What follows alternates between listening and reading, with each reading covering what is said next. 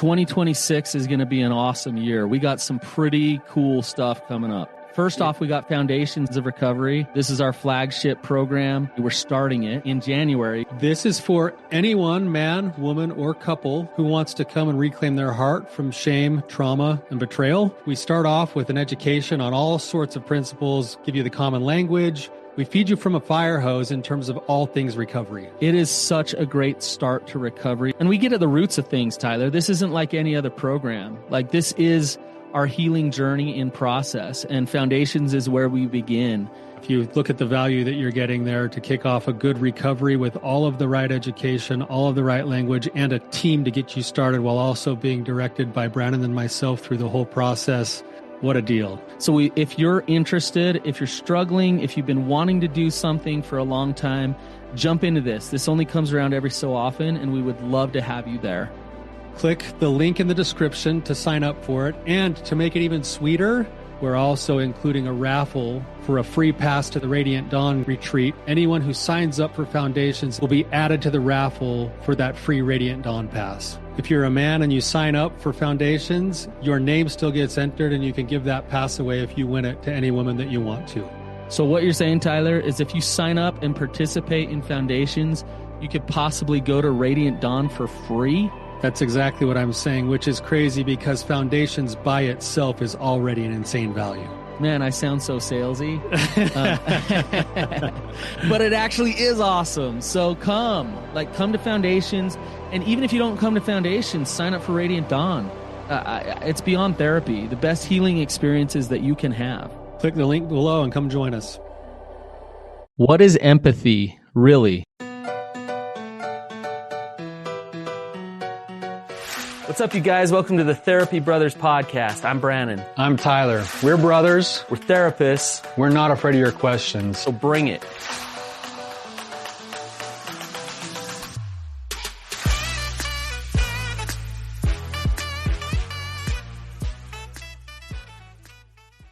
All right, Brannon, this is going to be a good discussion. This is a topic that we get hit with all the time. And it's something that I think we're going to probably even muddle through ourselves because we probably know how to describe it really well, but it seems like when we describe it, people don't really understand it at an emotional level. So this will be an interesting one. But before we do that, I'm just going to jump in and share our review for this week. It says, I would pay for it if it wasn't free.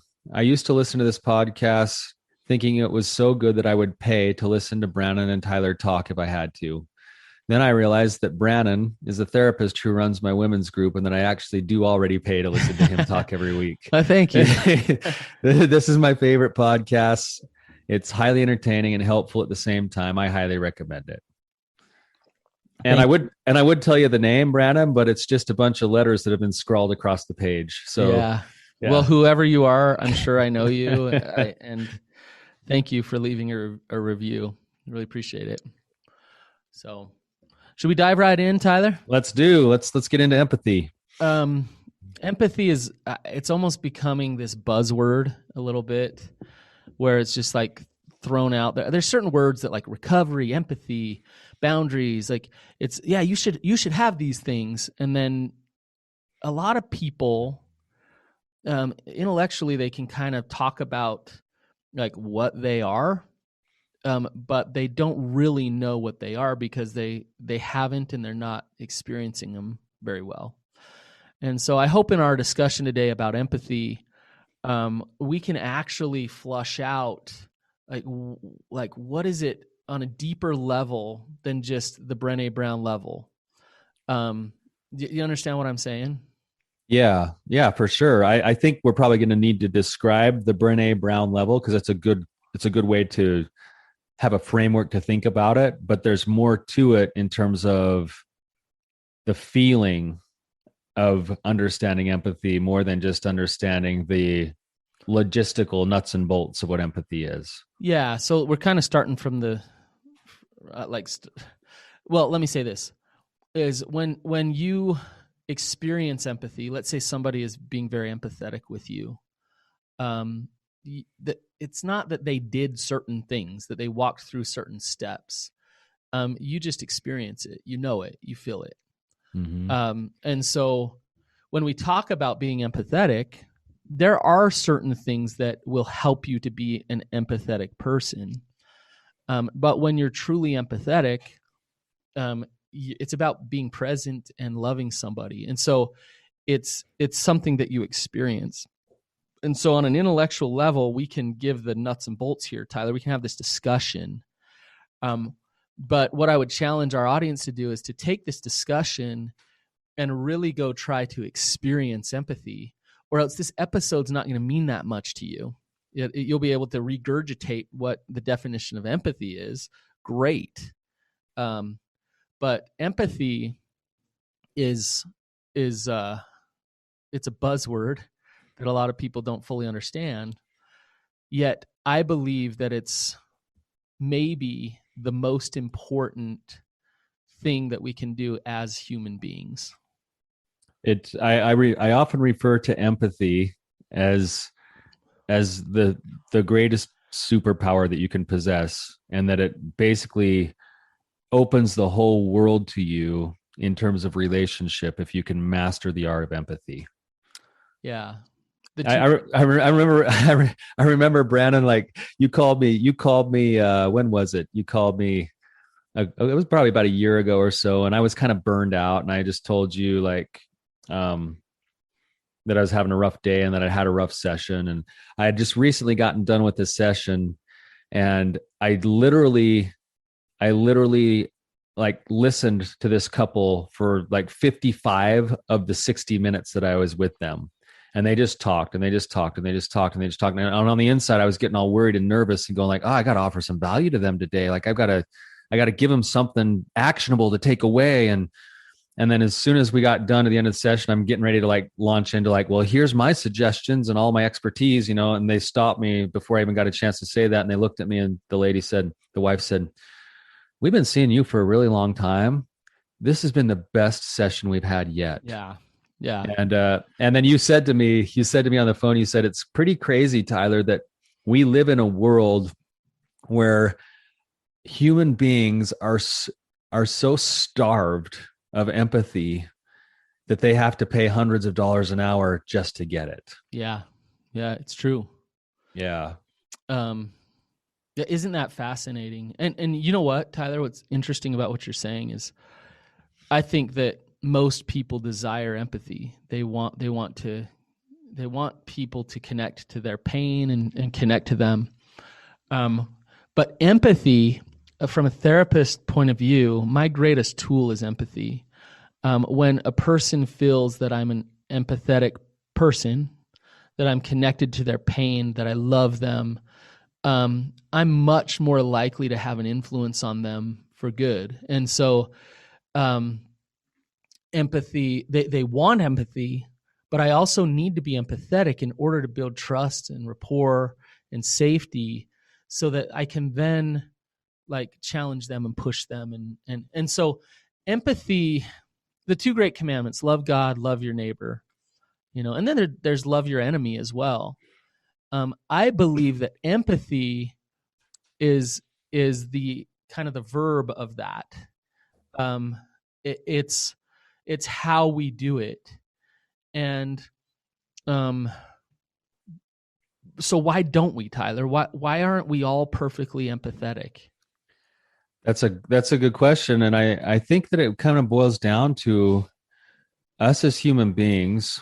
And this might be even deeper than you want to go right now. So Brandon, just pull me back up if I go too deep. I love going deep. I'll just take it deeper. Okay. Well, hopefully we don't fly over everyone's heads here. I hope we don't get lost in the weeds. All right. No. So from a Christian perspective, we come to this world. It's a fallen world.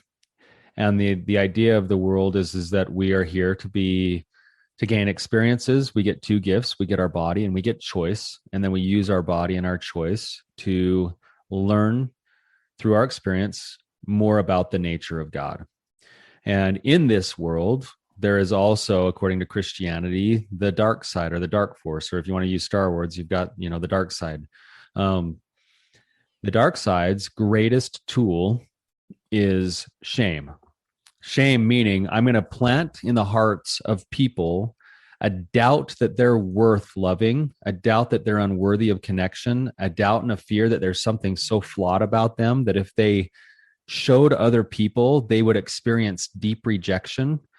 And because our world operates off of the currency of shame, we as human beings become so afraid of letting ourselves truly be seen that we never get a chance for empathy to take place before it even starts. Because we can't let people in to see our vulnerabilities. We can't let people see the pain that we're feeling or the struggles that we're having. And when we won't let people see it, they're not allowed to attach to those things, those struggles, and to offer their presence in those ways. Yeah, well, and I would call it something different. I think I'd say it's fear, and shame is fear, fear of abandonment, fear of rejection, fear of disconnection. And here's what's interesting. I was having a conversation this week with one of my groups, and somebody made a really fascinating comment. They said, look, when I watch, the reason why I enjoy watching movies is because of empathy. Is I put myself in someone's shoes, I feel their pain, I experience something with those characters. And then they made this comment. They said, like, why can I enjoy that, watching those shows and feeling those feelings with those characters, but when my son is hurt or when my wife is mad at me, that I bail, I run the other way. Like, the last thing I want to do is connect and feel with them in those moments. And isn't that interesting? And it comes back to what you were saying, Tyler. Exactly. It's different to sit and watch a movie and to connect in a less vulnerable way than to be in the game with somebody when they bring you their pain and this is it. We all fear that we don't have what it takes to be able to hold somebody's pain. Well, our tolerance for vulnerability is directly correlated to our levels of shame. And so if I am very resilient to my shame, and my let's say my wife comes to me and says, like, I'm angry at you, you suck. Then if I'm really resilient to my shame, then I then can connect to how she's feeling in that moment. How is she feeling? I want to be there for her. I want to understand. I want to validate. I want to feel this with her. If I'm not resilient, then vulnerability means it's time to fight, flight, or freeze. It's time to protect. It's time to bail. I don't want to be vulnerable.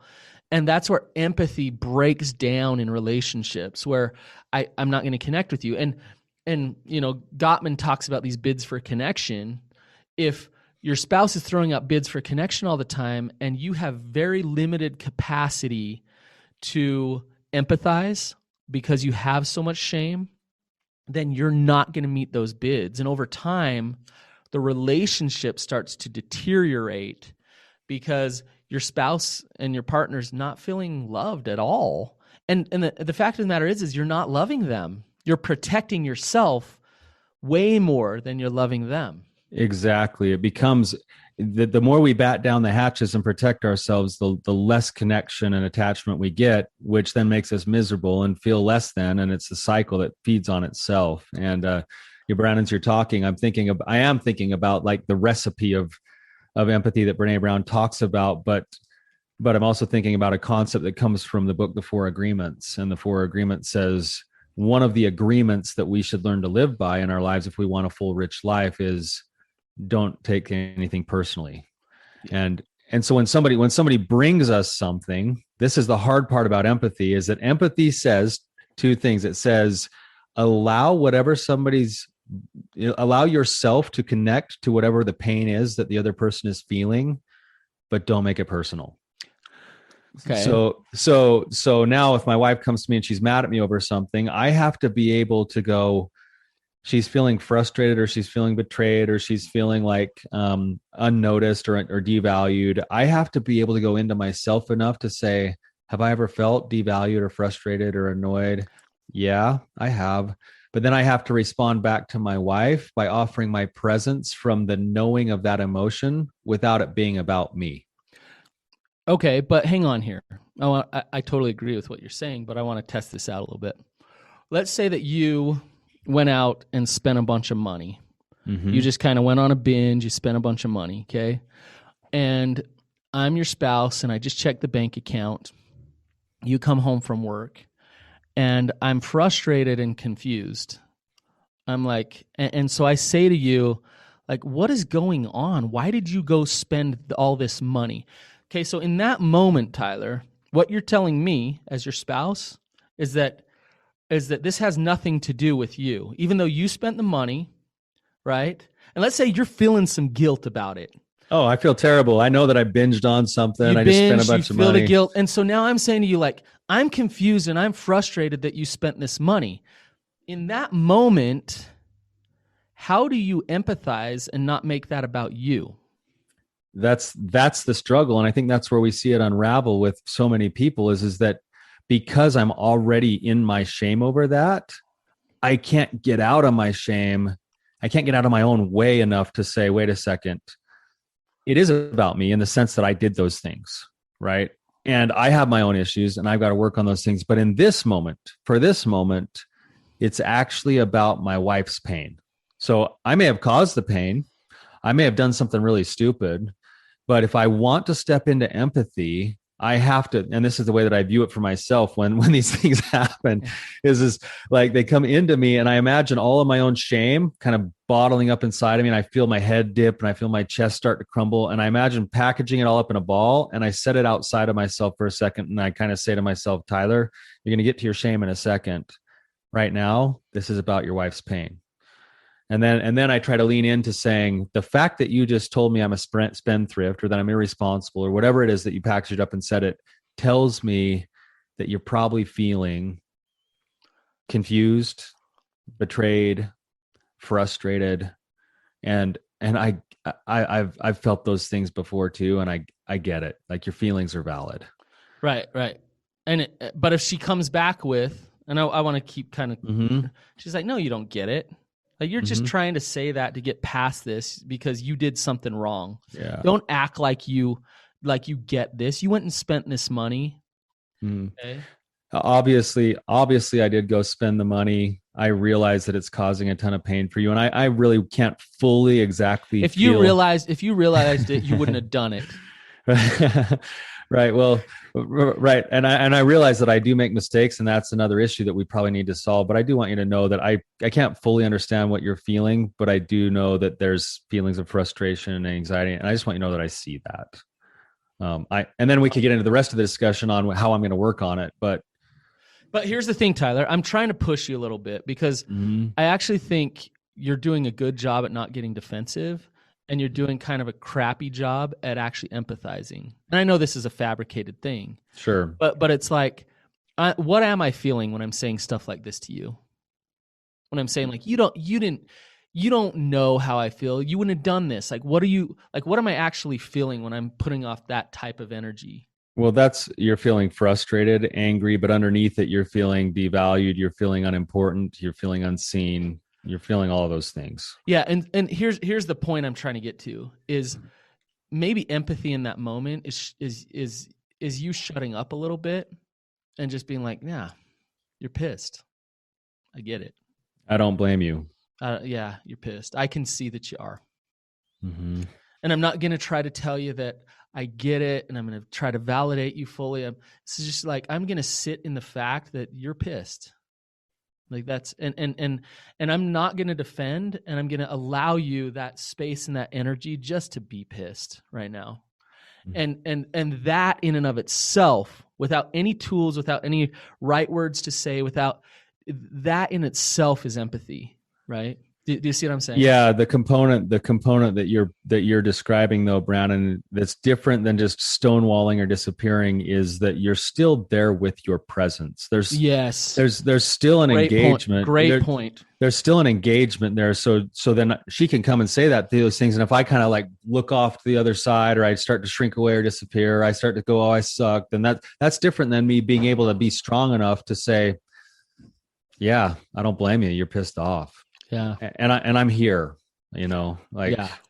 you Yeah, know. but that's good. I love that comment, because I could be like, yeah, she's pissed, so and that's moving away from your shame. That's shame screening.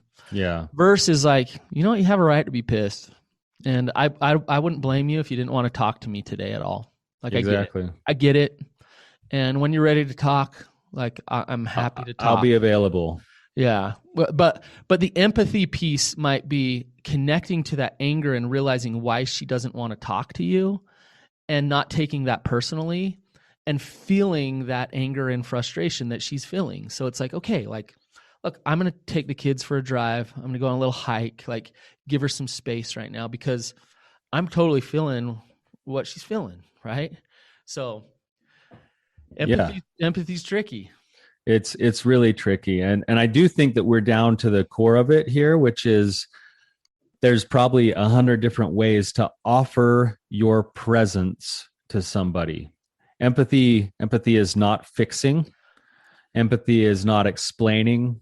Empathy is not saying like at least blank. Empathy is presence. And there's a lot of ways that you can offer that presence. Sometimes it's nonverbal. Right. Well, Tyler, here's the thing. Like, if let's say you were really angry at me for something I did. And let's say our other brother Rex was really angry at me for something I did, right? If I were empathetic and I were present with you and feeling you and your heart and those emotions, I'd probably respond differently with you than I would with Rex, right? You're both my brothers. You're feeling the same emotion, anger, but here's the love piece is, if I know you and I love you and I'm present with you, then I'm going to be connected to Tyler, to you, right? And so in that moment, like I might just nod my head and listen a little bit. Mm-hmm. With Rex, I don't know exactly what I would do in those moments because I'm not in them. But my point being, there's no prescription, there's no prescribed way to show up present with that person, right?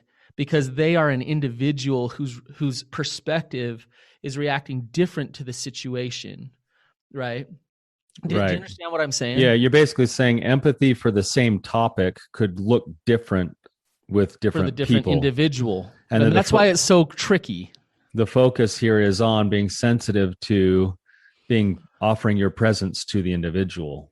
That's what you're saying. Yes, that's what I'm saying. Yeah. Can I ask you a question? Yeah. Kind of got in a discussion this week. Can you be empathetic toward yourself? Can you be empathetic towards yourself? That's a good question. Let's see here. I would, right off the top of my head, I would say yes. I think empathy with ourself would also filter into skills like self-compassion. For us to be able to sit with our own emotions and to identify those emotions and to actually even validate those emotions and then give ourselves permission to feel them in some ways would be similar to the principle of empathy. Yeah, I like your answer, but I actually, it's all definitions, right? I don't think you can be empathetic to yourself, because I think an identifying like qualifier of empathy is that you're connecting to somebody else. So I would call it, you can have self-compassion, forgiveness for yourself, all of those things, right? But I think we're splitting hairs a little bit. Yeah. So I think the key here and what I'm getting at with my definition is empathy is the feeling with. So if I'm out of touch with my own emotions, I guess what I'm getting at is I could do myself a favor if I'd allow myself to feel with myself, right? Whether we call that self-compassion or empathy, but in the context of relationship, I think that's where we break down is that most of us are so uncomfortable with uncomfortable feelings, with anybody else's pain, that we can't just offer ourselves to feel with somebody. We always feel like we have to fix it, or we have to have something pithy to say, or we can't handle the silence that comes when we're both feeling pain with each other. Yes. Yeah, that's vulnerable. Yeah. And it's the same thing with ourselves. Yes, exactly. And that's where I think we break down a lot, whether it's in our marriages or whether it's like you have the death of a loved one and you go to the funeral, and not many people can just go to a funeral and just hug somebody and cry with them. They have to go and then be like, oh, well, tell me about it. Or like, at least this, or at least they passed on and now they're in a better place. Like, actually, like, maybe I can just show up and be like, dang, this is really hard and this sucks, and let me give you a hug. All right, help me with this one then. So last night, my son did excellent at school. Got a great report card. So awesome. I was like, hey, like, let's go celebrate. I was taking him out for a shake. So I take him to get a shake, and he wants this massive meal, this like huge, like, I don't know what it was called, like chicken dinner, like blah, blah, blah. And I was like, look, I'll get you a kid's meal with a shake, and you'll have more than enough to eat. I promise you. So at the restaurant, right at the counter, he shuts down and won't tell me what he wants at all. And he's angry at me because I won't buy him this massive. And I'm already feeling like, look, I'm like out here celebrating with you, doing something nice. And so in that moment, I'm not wanting to empathize with him. He's all disappointed, and he's in that moment, I'm wanting to teach him a lesson about gratitude, about being entitled, right? Yeah. And I don't feel like his emotions are justified, and this and that. And so, and you're in public, and people are looking at you like, oh, he's holding up the line. He's holding everybody hostage. So how do I empathize at this moment? Do I need to? I think this is another thing where people mix stuff up, is you can have empathy and still have boundaries too. Empathy is just acknowledging with him that, hey, look, I can tell you're bummed out, bud. Like, like, it's okay to be bummed out. And like, there's also the and to it. Right. But yeah, you can sit with him in his pain, and you can even help him understand that you would love to be able to pull off to the side and maybe order 10 minutes later and go pull him around the corner to a table and sit down and say, hey, tell me what's going on. That's great, Tyler. Because in what I did was the opposite. It's not okay to be bummed out, you entitled brat, is how I responded to him. Right. Yeah. And which then didn't, he didn't feel loved, and I could have been boundaried. And the fact of the matter is I got him this shake, and I got him this kid's meal, and he couldn't finish it because it was way too much food. So I was right, So I want to drive that home to him, like, look, learn your lesson. See, son, learn your lesson, boy. But what he didn't get from me was love. Look, it's okay to be bummed out, but I'd also appreciate if you learned some gratitude and understood, like, that we're here celebrating, and I'm going to get for you something awesome, right? Yeah. So I think both can exist. Right. I think what you did, Brannon, is more in line with what most of us do, because number one, we're in a public place and we're fearful what other people think. But number two, it's like, it feels like the more expedient thing to just say, hey, shut up, kid. Like, I'm doing something nice for you. You're an ungrateful little brat. Like, either you get it or you don't. Right. Because we're just looking for the quick solution. And sometimes empathy, I'll tell you another story here to go with this. Like, sometimes empathy takes a little bit more presence and time than sometimes we feel like we have. My wife's like getting ready to put together this big, beautiful girls' camp for our church, for the youth in our church. And she asked somebody to help with a certain part of this camp, and they said yes. And so she went over to their house and basically was just trying to really kind of get this task done. It was going to be a 5-minute thing. And I asked her how her day went when I came home the other day. And she said, Tyler, I had the most amazing day. She said, I got nothing done that I had on my list other than this one thing, but it was phenomenal. And I went and I knocked on so-and-so's door, and I was just going to pick this thing up and give him some directions. And it turned into a 2-hour discussion. And I realized this person just really needed someone to listen to them. And they just needed someone to be there for them. And she said, I feel so good. And I totally know this person so much better now. And my wife basically had to throw an audible on her schedule for relationship, for empathy. And she sat and she offered her presence for an hour, hour and a half, 2 hours. And Yeah. and it was worth it to her in the long run because it yielded connection. And while she would have felt good about getting her tasks checked off, she felt better about the fact that she made the choice to offer presence. Yeah. But I do got to say, this story kind of brings up something, which is to be empathetic is to really give of yourself in a lot of ways, and your time, your energy, and so in the restaurant with my son, it's like I didn't give, I didn't, and I'm not making an excuse for how I handled it. Right. Well, you also took it personally because you're supposed to be teaching Very him much as a father, and he's not being grateful. And the truth is that all those things were also true. Right. But I was taking it personally, so I had a hard time empathizing. But like, here's the thing, Tyler. As a therapist, I got another question for you here. Is it healthy or good to be empathetic all the time? Empathetic all the time? Mm-hmm. Should you always be empathetic? That's it. Well, that's a good question. My answer to that has to be like, I don't think it's possible. We're human beings. We flow in and out of our own emotions. We flow in and out of taking things personal. So I don't think it's possible, but I would say that the more that we can live in a place of empathy with people, the more effective we're going to be. Do you know when I say to be an empath, do you know what that means? Yeah, I get this question all the time in like my groups and stuff. People will say, "Hey, I think I'm an empath." And then we try to talk about what that actually means. Yeah. I believe I believe it's true. I think that some people are empaths. And what I believe that I'm an empath, and I actually would put you in that camp as well, Tyler. And what it means is, I look at some people and I can't understand how they have such a difficult time connecting to people's emotions and pain. Where for me, it's like it comes very naturally, and I think it's really set me up to be successful as a therapist, and you as well.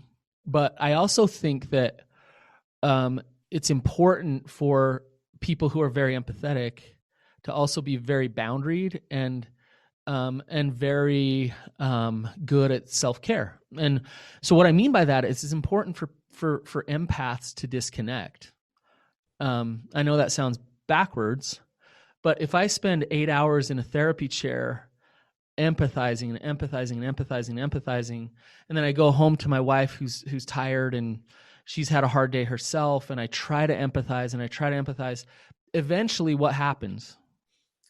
You get burned out, you hit rock bottom, you get frustrated, you become resentful, you feel used. Yeah. You're speaking that very confidently, like you've been through it before or something. Yeah.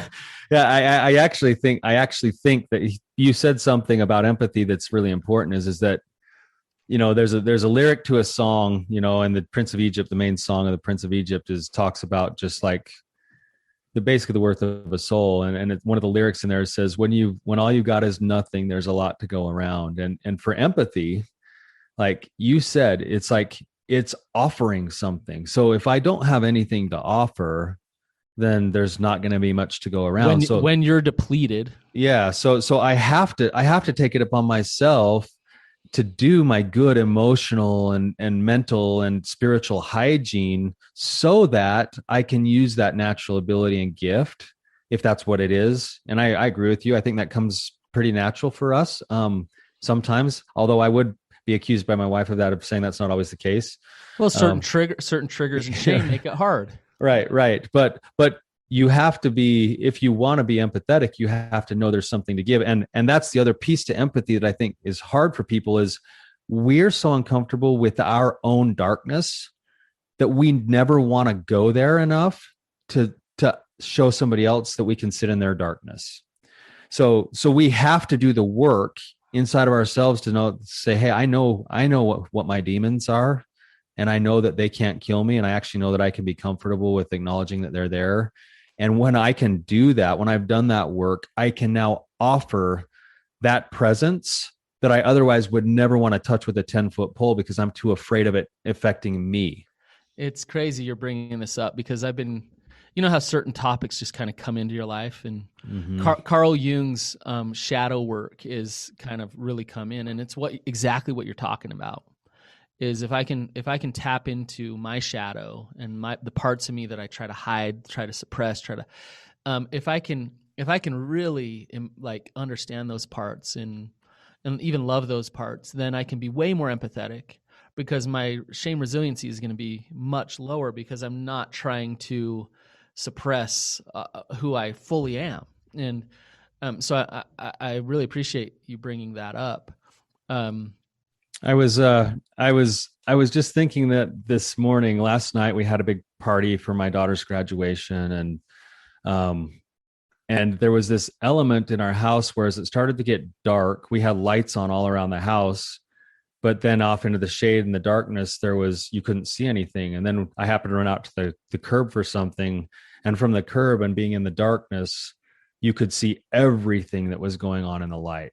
And I started to think about that. Maybe I'm too philosophical about this, but I started thinking about this, like, so we always talk about stepping into the light and living in the light, but there's actual power of being able to be comfortable being in the dark in order to be able to use the light. And then I thought of another analogy, and my brain goes to fishing, and I'm like, the biggest fish, they stay in the deepest, darkest holes with access to the light because they can see the light, but they're comfortable in the dark. And then I was like, okay, so as a human being, I've got to learn systematically how to become more and more comfortable with the dark while still looking towards the light. Amen. Save this. We got to do like a full episode on this. And I love your analogies too. Yeah. So but it really is, and here's my favorite word. It's paradoxical to our nature, which is we think don't embrace the dark. Don't sit in the dark, because if you do, then you'll go deeper down into hell. You'll be more and more stuck. And but coming back to our conversation on empathy, if we want to be empathetic, then we need to learn how to love and accept our flaws and have compassion for ourselves, forgiveness for ourselves, understand where we come short. And if the more you really understand about yourself, then the more you're going to be able to sit in those things with other people. And so I think that really is kind of the deep work to do, to be able to show up as an empathetic person. And I just think, Tyler, I know you've experienced this many times. You've experienced it firsthand. You've also seen it, but there's this awesome thing that happens with empathy. And it's when that connection happens in the present moment with another human being, there's this feeling of relief. There's this feeling of connection and love. And it can be on the hardest of topics. Mm-hmm. Tears can be flowing. But there's this feeling of God and of peace. Yes. And it's amazing. It's incredible, the healing nature and the healing power of empathy. It's one reason why I love what I do every day. Because I get to experience it firsthand, but I also get to see it start to happen with individuals as well. I totally agree with you, Brannon. In my groups, I refer to it in myself as like the slow burn, because the group will start to be talking about a topic, and usually it's about hard stuff. It's about, hey, this happened to me, or I experienced this, and then somebody else will start to say, wow, like I get that. I've felt these things before too. And that you can actually feel the energy in the room shift. And it becomes, I don't know another word to say other than sacred. It becomes a sacred place where the slow burn starts to happen, and there's this feeling of love, and there's feeling of like understanding, peace and understanding, and even joy, even in the midst of really hard things. And it's like it's like the sting of all of the pain starts to be lifted and pulled out, even though there's still real life problems and there's still struggle.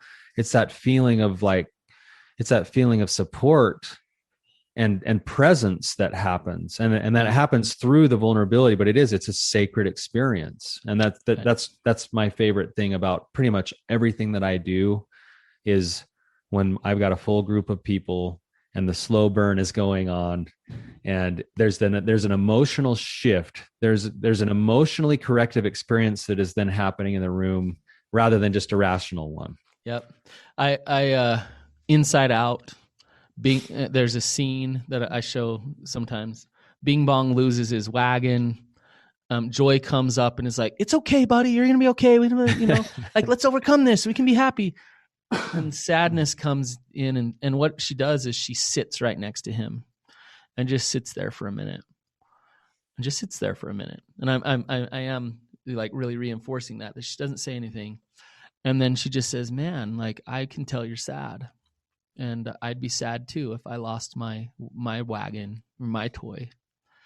And it's in the movie, you can kind of see what we're talking about, where Bing Bong's like, "Yeah," like, and he cries a little bit, and he's like, "I've had it for a long time." And in the movie, all of a sudden, he feels peace, and then he can move forward on their journey. He's like, "Okay, like I felt that, I stepped into that." And Sadness, this character, actually helped him sit in it, helped him work through it, so that he could move forward and have peace in his life. And that's how our marriages work. That's how our group therapy work. That's how, even you and I, Tyler, if we're struggling, we can empathize with each other to help each other and support each other and gain clarity and feel that peace. So, empathy is awesome. So, like I said at the beginning of this episode, all this talk of it is great, but I hope that if you're listening to this, it spurred something inside of you. Maybe you go home and you empathize with your daughter who's really angry at you right now. Maybe you go home and you empathize with that neighbor who you've been annoyed at for a long time, right? And so I challenge you to find opportunity to go sit in someone's pain, to try to love them, to try to be resilient to your shame, so that you can experience what this is. Think about offering your presence. That's what empathy is. It's every one of us doubts that we can do it, and we already have it hardwired into us that we can offer our presence. We're built to do it. Yep. Yes. All right, guys, if you like this episode, please share it. If you want your partner or your spouse to be more empathetic, share it with them. No, I'm just kidding. I'm just kidding. But yeah, we appreciate your feedback, your reviews, and we'll talk to you next time. We'll see you.